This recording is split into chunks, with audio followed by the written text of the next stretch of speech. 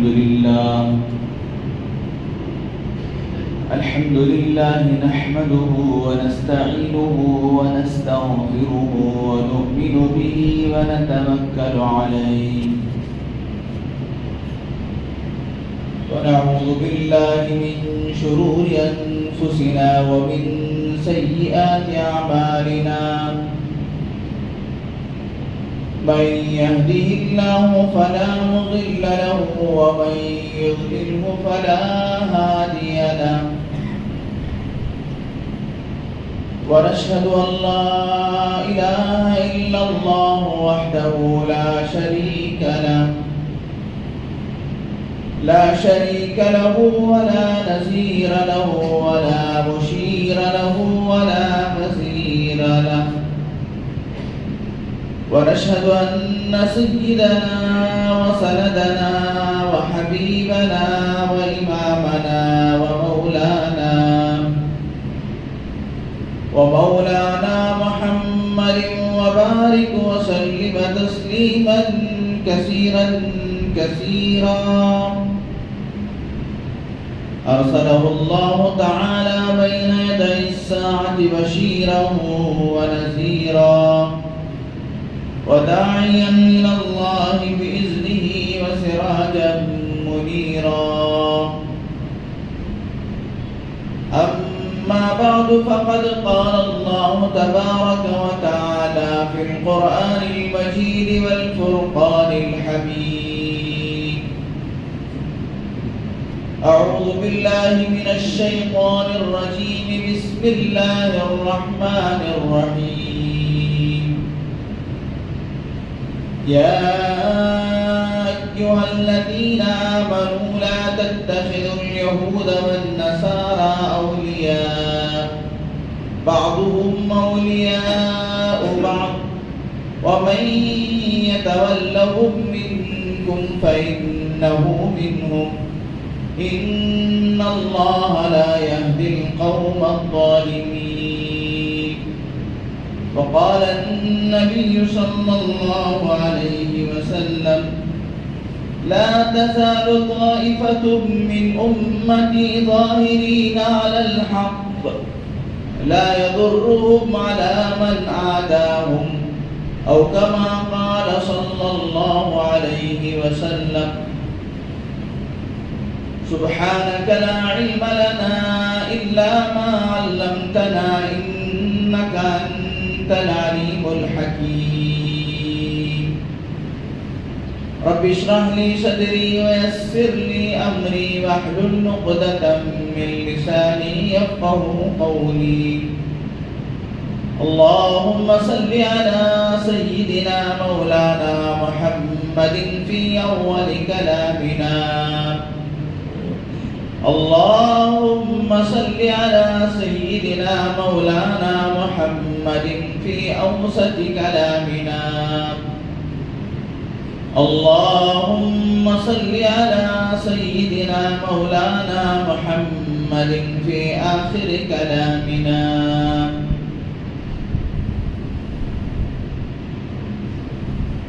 हर किस्म की तमाम तारीफ़ें तमाम बड़ाइयाँ और बुजुर्गियाँ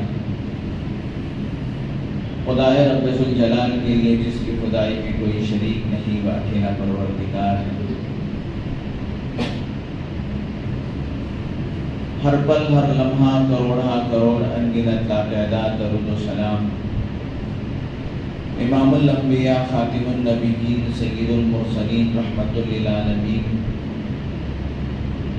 महबूब किबरिया मोहम्मद मुस्तफ़ा अहमद मुज्तबा हज़रत रसूल पाक सल्लल्लाहु अलैहि वसल्लम या रब्बि सल्लि व सल्लिम दाइमन अबदा अला हबीबिका खैरिल खल्क़ि कुल्लिहिम। मुअज़्ज़ज़ सामईन इकराम फर्जंदान इस्लाम बहुत ही काबिल क़द्र बुजुर्ग और दोस्तों, रबीउल सानी का महीना शुरू हो चुका है। 1445 हिजरी है।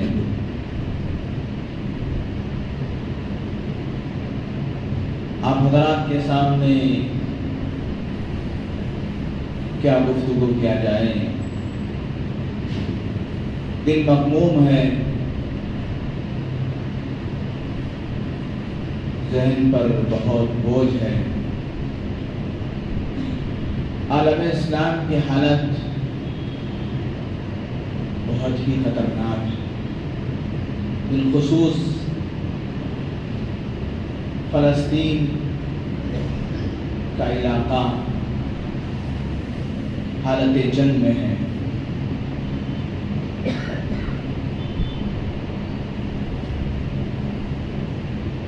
میرے اور آپ کے لیے ضروری ہے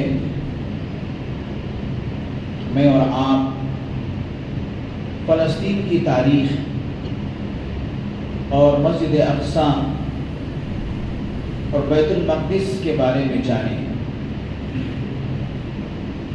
ہم جانیں، ہماری اولاد کو، ہماری نسلوں کو بتائیں، ہر گھر کے اندر فلسطین، مسجد اقصی، بیت المقدس کی تاریخ معلوم کرائیں۔ مسجد اقصی سے ہمارا ایسا مضبوط رشتہ ہے، ایسا مضبوط تعلق ہے، ہم اس کو کبھی فراموش نہیں کر سکتے۔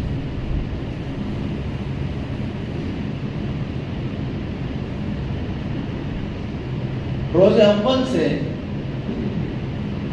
مسجد اقصی، بیت المقدس کا تعلق مسلمانوں سے رہا ہے اور قیامت تک رہے گا۔ سیدنا آدم علیہ نبینا علیہ السلام کو اللہ تبارک و تعالی نے جب دنیا میں اتارا تو آدم علیہ السلام کو اللہ تبارک و تعالی نے حکم دیا کہ آپ بیت اللہ کا طواف کریں اور بیت اللہ کی در و دیوار کو بنائیں۔ ان اول بیت اُوذِیَ للناس للذی ببکۃ مبارکا وہدی للعالمین۔ دنیا کا وہ پہلا گھر جو اللہ تبارک و تعالی نے لوگوں کی ہدایت کے لیے دنیا میں وضع فرمایا وہ بیت اللہ ہے جو مکہ مکرمہ ہے۔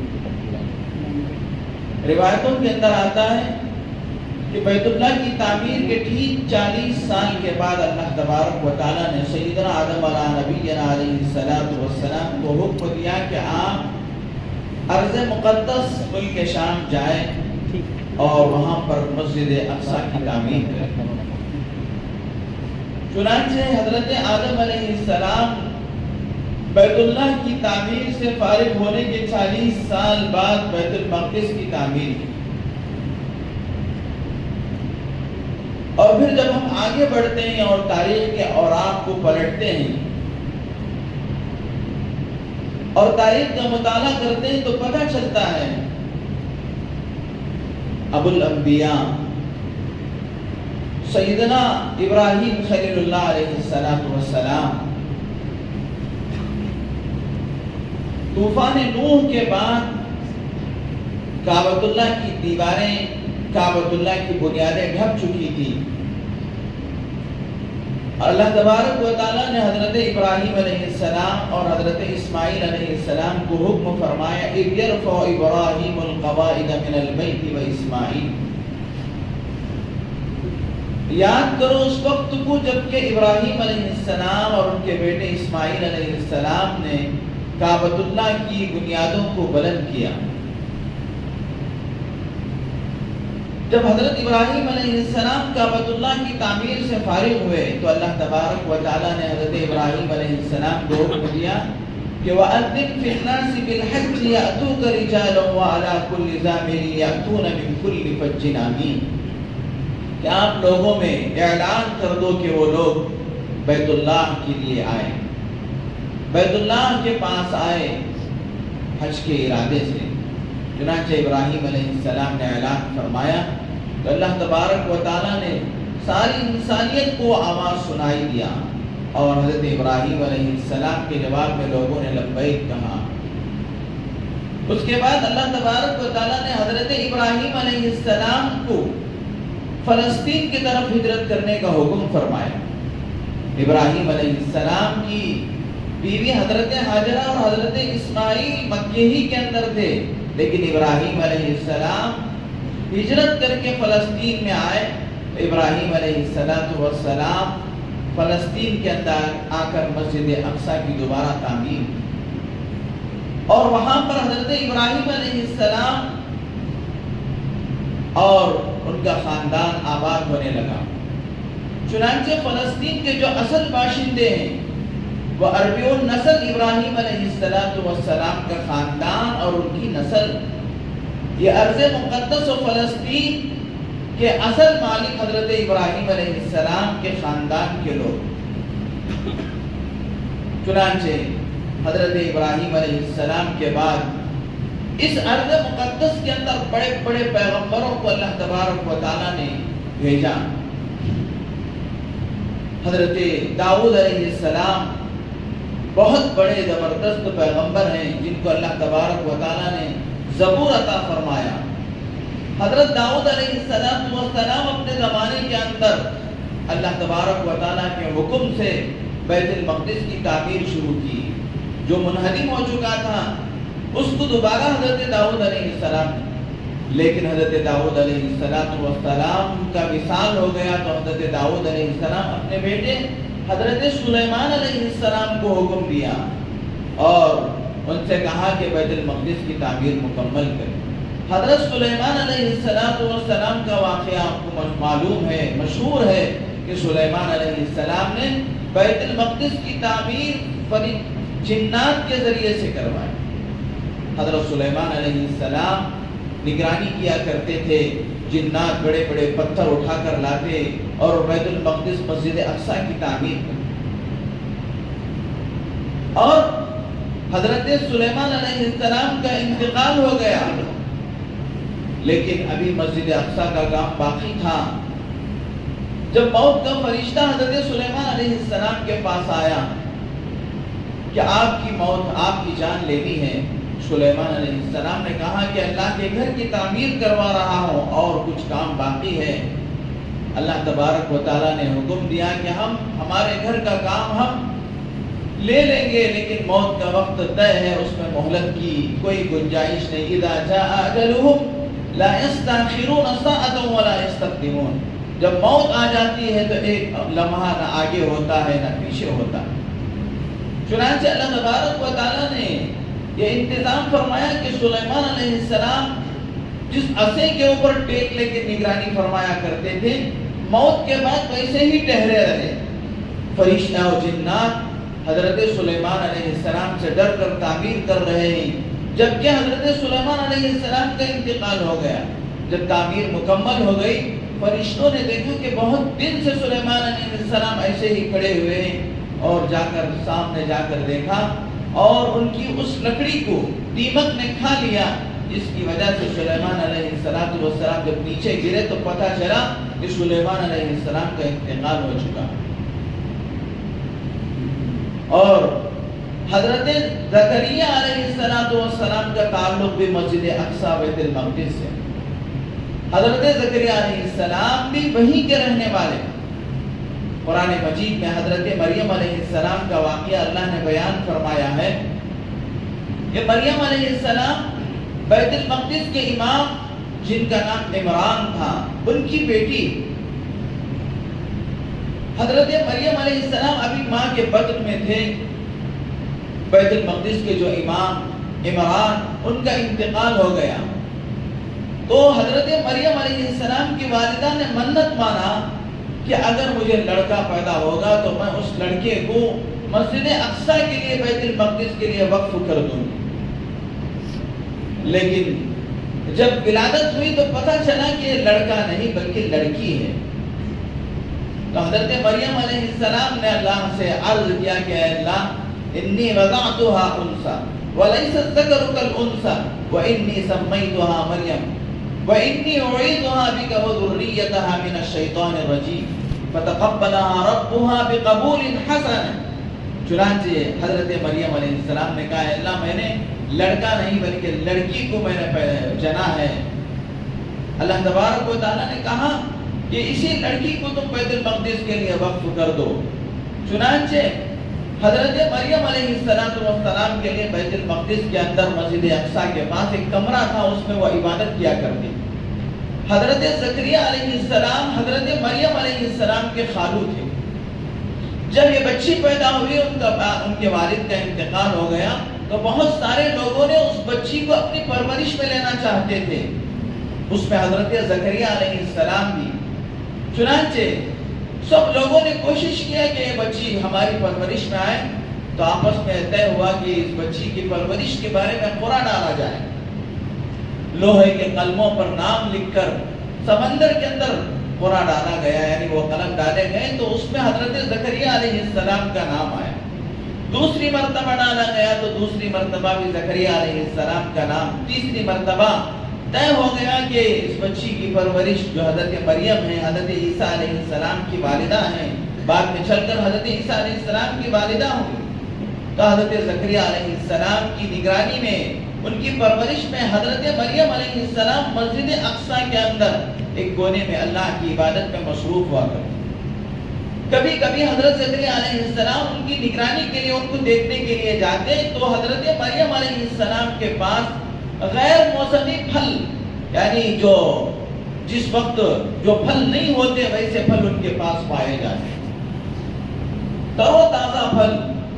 حضرت زکریا علیہ السلام کو دیکھ کے تعجب ہوا. حضرت زکریا علیہ السلام نے پوچھا انا لکی ھذا، یہ پھل تمہارے پاس کہاں سے آئے؟ حضرت مریم علیہ السلام نے کہا قالت هو من عند اللہ، یہ اللہ کی جانب سے اللہ تبارک و تعالیٰ نے عطا فرمایا ہے. یعنی حضرت مریم علیہ السلام کو براہ راست اللہ تبارک و تعالیٰ جنت سے پھل اتار کر حضرت مریم علیہ السلام کو عطا فرمایا کر. یہ جو خطہ ہے فلسطین کا جو حصہ ہے، اس حصے کا تعلق آسمانوں سے بہت زیادہ قریب ہے. اسی لیے اللہ تبارک و تعالیٰ نے جب بھی آسمان سے کسی چیز کو اتارنے کا یا زمین سے کسی چیز کو آسمان پر اٹھانے کا ارادہ کیا تو اللہ نے ارض مقدس مسجد اقصی کو، فلسطین کو اللہ تبارک و تعالیٰ نے منتخب فرمایا. آگے میں بتاؤں گا کہ کیا کیا واقعات پیش آئے.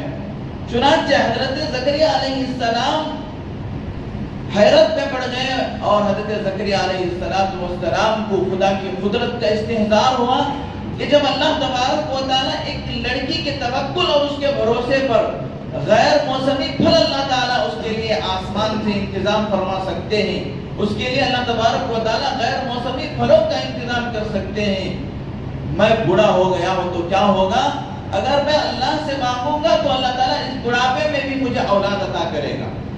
چنانچہ حضرت زکریا علیہ السلام نے اللہ سے دعا کی کہ اے اللہ مجھے لڑکا عطا فرما، اگرچہ کہ میں بوڑھا ہو چکا ہوں لیکن تیری قدرت جوان ہے، تو اپنی قدرت والا ہے، تو اپنی قدرت کا کرشمہ ظاہر فرما. تو حضرت زکریا علیہ السلام کو بڑھاپے کی حالت میں اللہ تبارک و تعالیٰ نے حضرت یحییٰ علیہ السلام عطا فرما. اور یہ یحییٰ علیہ السلام بھی بیت المقدس کے اندر ہمیشہ اللہ کی عبادت میں مصروف رہا کرتے تھے. حضرت یحییٰ علیہ السلام پیغمبروں میں چند پیغمبروں کے علاوہ تمام پیغمبروں نے نکاح کیا. اسی لیے نکاح انبیاء علیہ السلام کی سنت ہے. جو چند پیغمبر نکاح نہیں کیے ان میں سے حضرت یحییٰ علیہ السلام اور حضرت عیسیٰ علیہ السلام، انہوں نے نکاح نہیں کیا. حضرت عیسیٰ علیہ السلام، چنانچہ اللہ تبارک و تعالیٰ نے اس ارض مقدس سے بہت سارے انبیاء علیہ السلام کا کنیکشن اور بہت سارے انبیاء علیہ السلام کا تعلق ہے. کتابوں کے اندر آتا ہے کہ اس کے ارد گرد میں، بیت المقدس کے ارد گرد میں تقریباً 70,000 انبیاء علیہ السلام کے قبور ہیں.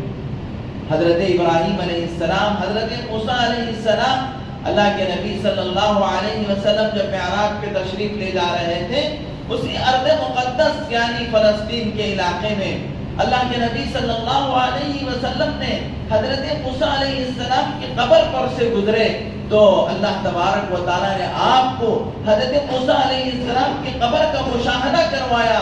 تو آپ علیہ السلام نے دیکھا کہ حضرت موسیٰ علیہ السلام اپنی قبر میں کھڑے ہو کر نماز پڑھ رہے. چنانچہ یہ ارض مقدس فلسطین، اللہ تبارک و تعالیٰ نے اس کو ایسی بابرکت جگہ بنایا جس کا تذکرہ اللہ نے قرآن مجید میں فرمایا.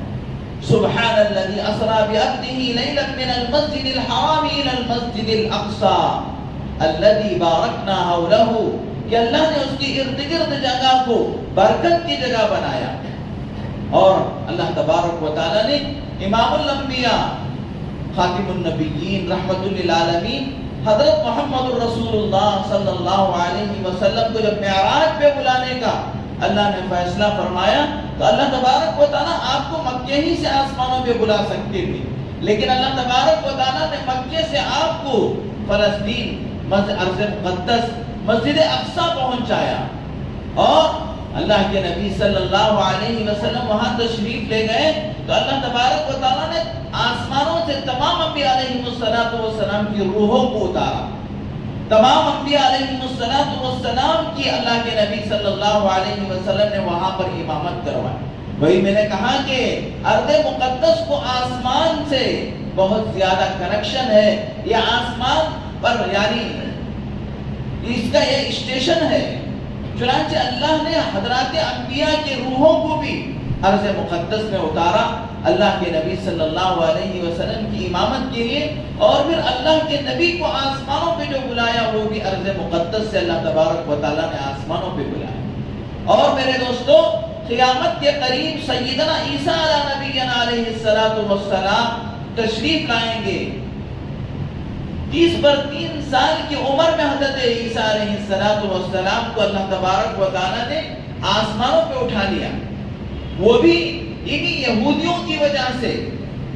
آپ کو ایک بات جان کے بہت حیرت ہوگی کہ یہود اور نصارہ، یہود جو کہتے ہیں وہ حضرت موسیٰ علیہ السلام کے ماننے والے، اور نصارہ جو کہتے ہیں حضرت عیسیٰ علیہ السلام کے ماننے والے.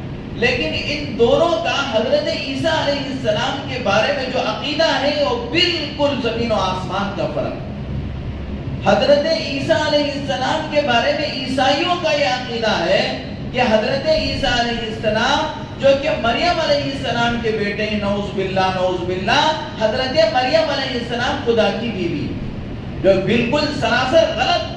یعنی انہوں نے اللہ تبارک حضرت عیسیٰ علیہ السلام کی محبت میں اتنا غلو کیا کہ حضرت مریم کو نعوذ باللہ انہوں نے خدا کی بیوی قرار دیا.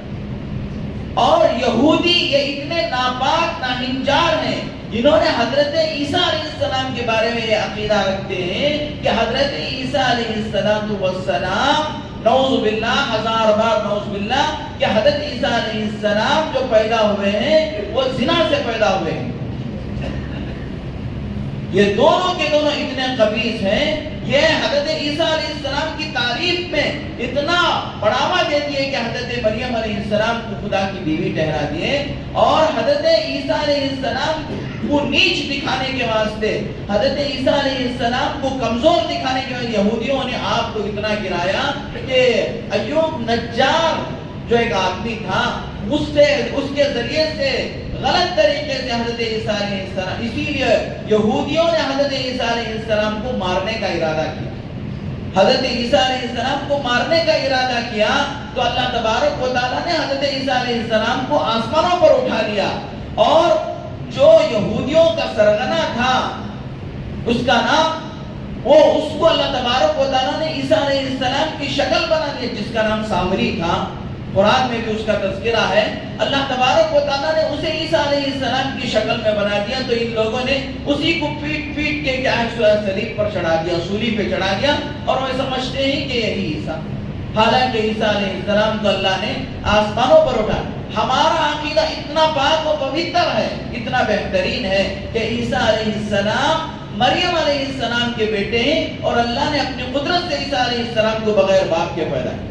جیسا کہ حضرت آدم علیہ السلام کو اللہ تعالیٰ نے بغیر ماں باپ کے پیدا کیا، اور حضرت حوا علیہ السلام کو اللہ نے بغیر ماں کے پیدا کیا، اسی طریقے سے حضرت عیسیٰ علیہ السلام کو اللہ تبارک و تعالیٰ نے بغیر باپ کے پیدا کیا. یہ اللہ کی قدرت ہے. اللہ تبارک و تعالیٰ بڑی قدرت والے ہیں، وہ جو چاہتے ہیں وہ کرتے ہیں. اور اللہ تبارک و تعالیٰ مردے سے زندے کو پیدا کرتے ہیں اور زندے سے مردے کو پیدا کرتے ہیں.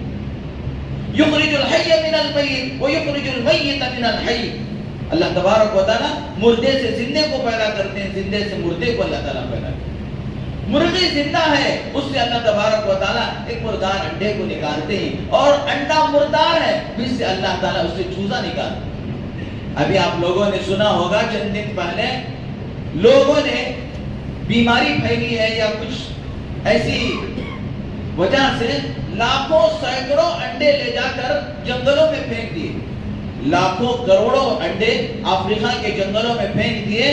چند دنوں کے بعد سورج کی تپش کی وجہ سے، گرمی کی وجہ سے ان تمام انڈوں سے چوزے نکل کر آئے، جن چیزوں سے پورا کا پورا جنگل بھر گیا۔ آپ نے دیکھا ہوگا کہ اللہ تبارک، یہ لوگ مردے اور گندے انڈے سمجھ کر پھینک دیے، لیکن اللہ تبارک و تعالیٰ اس میں سے زندے چوزوں کو نکال کے دکھایا۔ یہ خدا کی قدرت۔ زمین مردار ہے، لیکن چند دن جب کسان اس پہ محنت کرتا ہے تو اس پر سے اللہ تبارک و تعالیٰ زندے درختوں کو نکالتے ہیں، اور اس میں سے پھل پودے اور انسانوں کے فائدہ مند چیزیں نکلتی ہیں، اور اس سے انسان کیا ہے، سراب ہوتا ہے، اس سے لطف اندوز ہوتا ہے۔ تو ہمارا عقیدہ یہ ہے کہ حضرت عیسیٰ علیہ السلام کو اللہ نے اپنی قدرت سے حضرت مریم علیہ السلام کے بدن سے پیدا فرمایا، اور عیسیٰ علیہ السلام کو اللہ تبارک و تعالیٰ نے آسمانوں پر اٹھا لیا۔ قیامت کے قریب اللہ تبارک و تعالیٰ دوبارہ حضرت عیسیٰ علیہ السلام کو نازل فرمائیں گے۔ پیدا نہیں ہوں گے حضرت عیسیٰ علیہ السلام، بلکہ آسمانوں سے نازل ہوں گے، دو فرشتوں کے ساتھ آئیں گے، اور عیسیٰ علیہ السلام اسی ارض مقدس کے اندر، فلسطین کے اندر حضرت عیسیٰ علیہ السلام تشریف لائیں گے۔ تقریباً 40-45 سال تک حضرت عیسیٰ علیہ السلام کی حکومت ہوگی۔ اس وقت عیسیٰ علیہ السلام سارے یہودیوں کو اور سارے عیسائیوں کو قتل کریں گے، اور حضرت عیسیٰ علیہ السلام دجال جو اس امت کا سب سے بڑا فتین ہوگا، اور اس وقت جو کچھ کہیں سازشیں اور جو کچھ کہیں دنیا کے اندر میرے دوستو دھوکے بازی چل رہی ہے، وہ سب کے سب دجال کی تیاری۔ چنانچہ حضرت عیسیٰ علیہ السلام باب لد پر دجال کو ماریں گے، قتل کریں گے۔ وہ باب لد بھی مسجد اقصی کے قریب میں فلسطین کے اندر موجود۔ الغرض میرے دوستو، فلسطین کی ایک لمبی تاریخ ہے۔ نبی پاک حضرت محمد الرسول اللہ صلی اللہ علیہ وسلم معراج پہ تشریف لے گئے تو اللہ تبارک و تعالیٰ نے اسی ارض مقدس سے آپ کو آسمانوں پہ بلایا، اور اسی کی برکت سے، اسی سفر کی برکت سے، سفر معراج کی برکت سے اللہ نے ہمیں 5 نمازیں فرض فرمایا، 5 نمازیں عطا فرمایا۔ اس کے بعد میرے دوستو، یہ ارض مقدس اللہ کے نبی صلی اللہ علیہ وسلم کے زمانے میں رومی عیسائیوں کے قبضے میں تھا، رومی عیسائیوں کے قبضے میں تھا، اور اللہ کے نبی صلی اللہ علیہ وسلم بشارت سنائے تھے کہ یہ ارض مقدس فتح ہوگا اور مسلمانوں کے قبضے میں آئے گا۔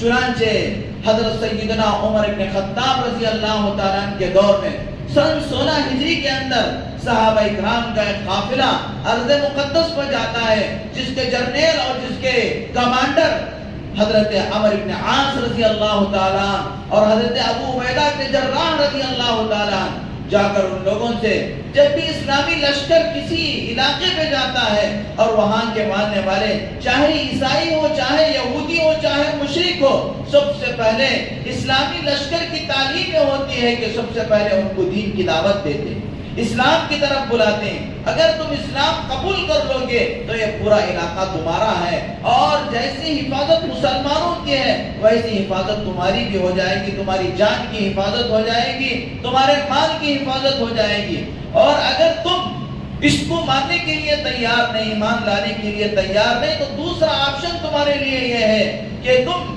یہ زمین ہماری ہے، لہذا تم جزیہ دے کر، ٹیکس دے کر ہمارے ملک میں رہو، تمہارے خون کی، تمہارے جان کی حفاظت کی ذمہ داری ہماری ہے۔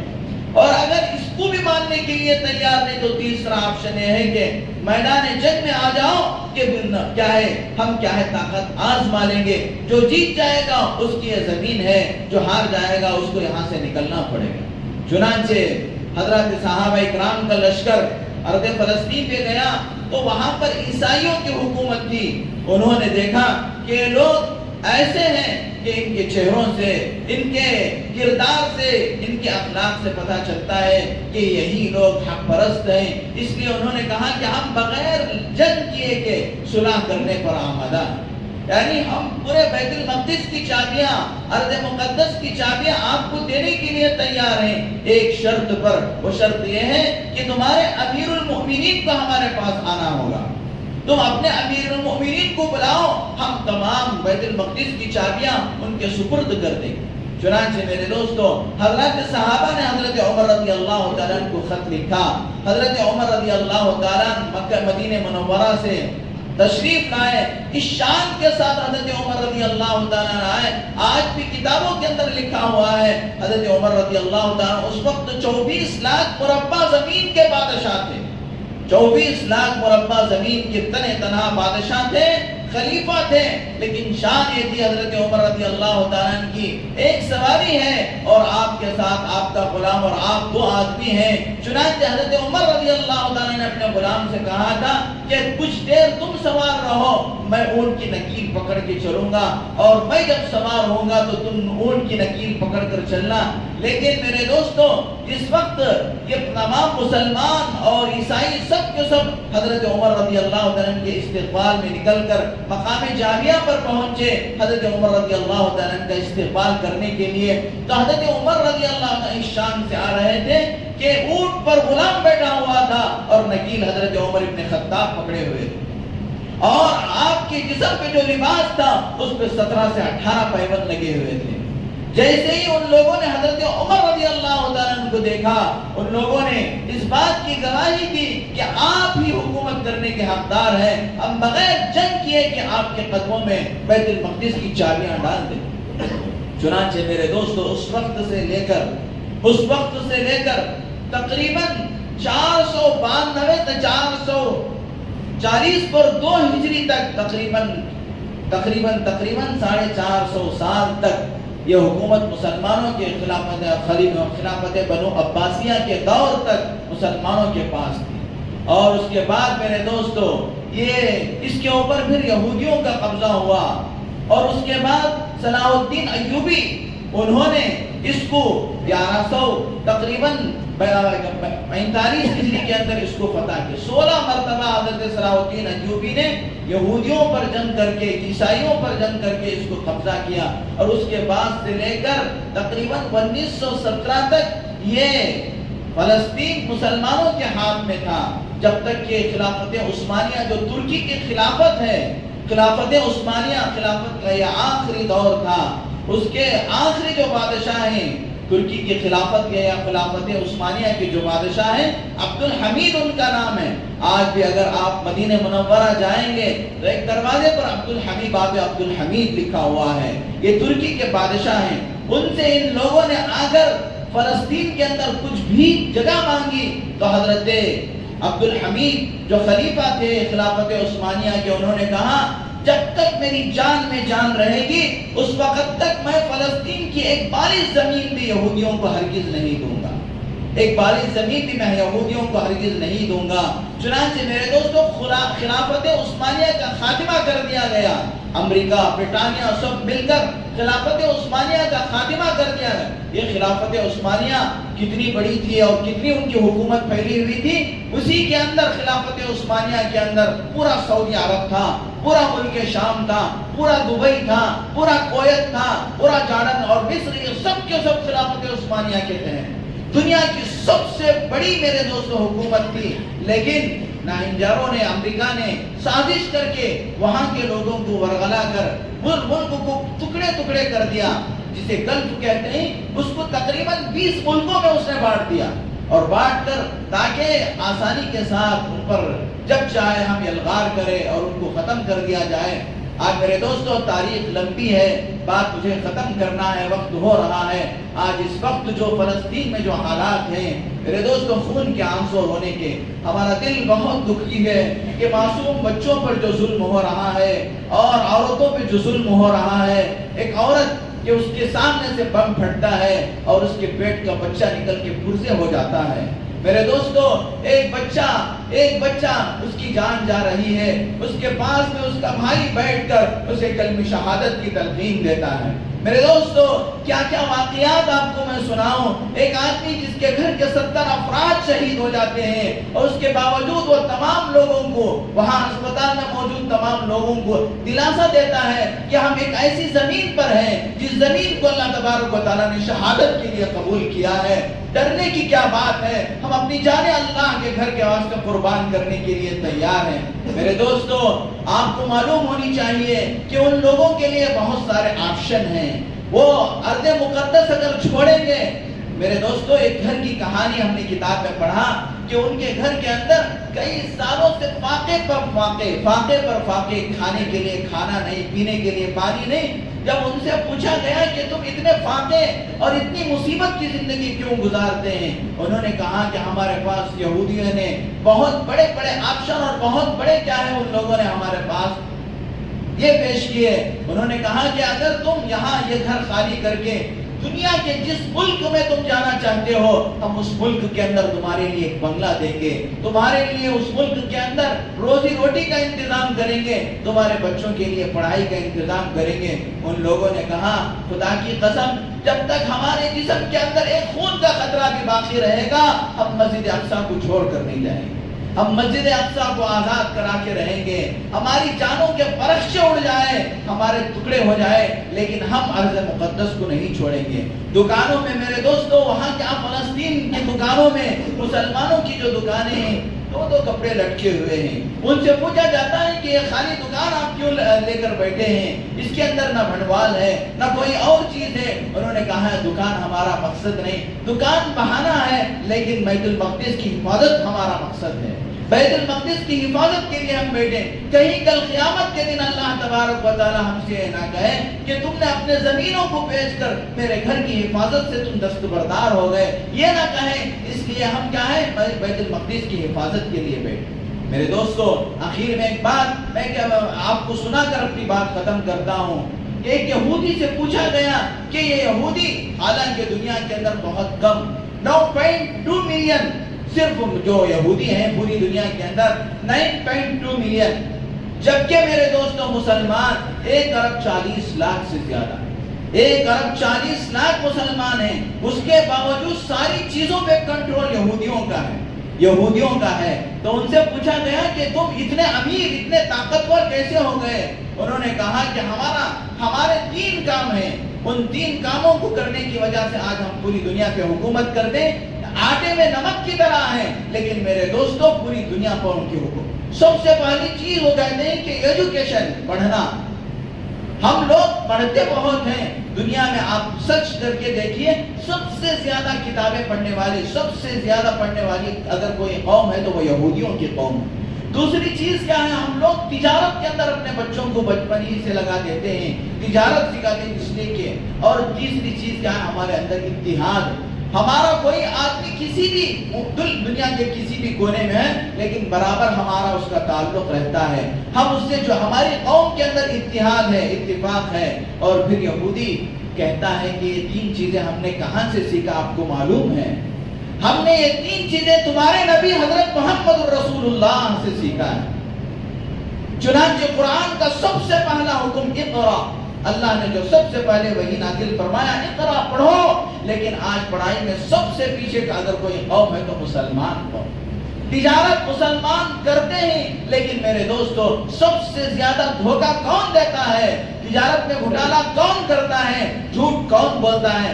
آج میرے دوست ایک مارواڑی سے بزنس کرنا ایک آدمی پسند کرے گا ایک مسلمان سے، سوچ کر کہ مسلمان دھوکہ تو نہیں دے گا، بہت کچھ سوچ کے میری بات پر غور کرو۔ اور تیسری چیز تو بہت ہی زیادہ اہمیت ہے، اتفاق اگر کسی قوم میں نہیں ہے تو مسلمانوں میں نہیں ہے۔ ہم کیا ہے، ہر دوسرا آدمی ایک 1.5 اینٹ کی مسجد بنا کر وہ اپنا الگ مذہب، وہ اپنا الگ طریقہ، وہ اپنا، اور میرے دوستو یہ امت کو جو بانٹا بھی جو ہے نا، وہ یہودیوں نے بانٹا ہے۔ امت کو جو بانٹا ہے، فرقوں میں بانٹا ہے، یہودیوں نے بانٹا ہے، ورنہ ایک ہی ہمارا قرآن ہے، ایک ہی ہمارا اللہ ہے، ایک ہی ہمارا رسول ہے، ایک ہی ہمارا بیت اللہ ہے، ایک ہی ہماری مسجد نبوی ہے، تو پھر ہم کیوں فرقوں میں بٹے؟ یہ بانٹا گیا ہے۔ چنانچہ میرے دوستوں آج ہم لوگوں کو ایک آخری کام جو کرنا ہے، اگر ہم فلسطین کی مدد کرنا ہے تو میرے دوستوں میں دو باتیں آپ سے عرض کروں گا، اس کو آپ لوگ دل پر لیں اور فلسطینیوں کی نہتے فلسطینیوں کی آپ مدد کریں۔ ایک تو یہ کہ اللہ سے خوب دعائیں کریں، خوب دعائیں کرے، 2 رکعت صلاۃ الحاجہ پڑھ کر دعا کیجئے، روزے رکھ کر دعا کیجئے۔ کیا ہمارے مسلمان ان نہتے بچوں کے لیے ہم ایک دن بھوکے نہیں رہ سکتے؟ کیا ہم اللہ کے سامنے سر جھکا کر گڑ گڑا نہیں سکتے؟ کیا اللہ سے ہم مانگ نہیں سکتے؟ وہاں بچوں کی میرے دوستوں وہ بچوں کے پرخچے اڑ جا رہے ہیں، ٹکڑے ٹکڑے ہو جا رہے ہیں، اور ہم میرے دوستوں مست ہیں اپنے کھانوں میں، اپنے پینوں میں، اپنے شادیوں میں، اور میرے دوست اپنی محفلوں میں۔ نہ ہمارے اوپر خود ذرا برابر بھی کوئی فرق نہیں پڑا، ہماری شادیوں میں فرق نہیں پڑا، ہمارے کھانے پینے میں فرق نہیں پڑا، ہماری کسی بھی چیز کے اندر فرق نہیں پڑا۔ میرے دوستوں ہم لا الہ الا انت سبحانک انی کنت من الظالمین کثرت کے ساتھ پڑھے، حسبنا اللہ نعم الوکیل کثرت کے ساتھ پڑھے، اور ایلاف قریش سورہ اور الم تر کیف فعل ربک سورہ فیل کثرت کے ساتھ پڑھے۔ جن لوگوں کو قرآن پڑھنا آتا ہے فجر کے بعد کم سے کم 2-3 مرتبہ سورہ مزمل کی تلاوت کر کے اللہ سے دعا۔ اور دوسری بات میرے دوستوں، اسرائیلی جو بھی پروڈکٹ ہے اس کا ہم بیکاٹ کریں، جتنے اسرائیلی پروڈکٹ ہیں ان سب کا ہم بیکاٹ کریں، جیسے کہ پیپسی ہے، کوکو کولا ہے، بہت ساری چیزیں ہیں جن کا بارکوڈ 7 to 9 سے شروع ہوتا ہے، وہ تمام چیزیں اسرائیلی پروڈکٹ ہیں۔ لہذا میرے دوستو ہمارے ان پیسوں سے، ہمارے تجارت سے، اس معیشت سے وہ اسرائیل گولیاں یا ہمارے بچوں پہ گولیاں ڈالتا ہے، ہمارے بچوں کو کیا ہے میزائلوں کے ذریعے سے تباہ و برباد کر رہا ہے۔ کیا ہم لوگوں کو ہماری غیرت، ہماری حمیت اتنا بھی گوارا نہیں کرے گی کہ ہم اس کا پروڈکٹ چھوڑ کر دوسرا استعمال کریں؟ دوسرا متبادل موجود ہے، لہذا میرے دوستوں ہم ہرگز اسرائیلی پروڈکٹ کو ہم ہرگز ہاتھ نہ لگائیں۔ بہت ساری کھانے کی چیزیں ہیں، بہت سارے پیزا وغیرہ ہیں، ہم معلوم کر کے ہرگز کیا ہے اسرائیلی پروڈکٹ کو ہم استعمال نہ کریں۔ اللہ تعالیٰ سے دعا ہے کہ اللہ تبارک و تعالیٰ کہیں سنی باتوں پر عمل کی توفیق عطا فرمائے۔ وآخر دعوانا الحمدللہ۔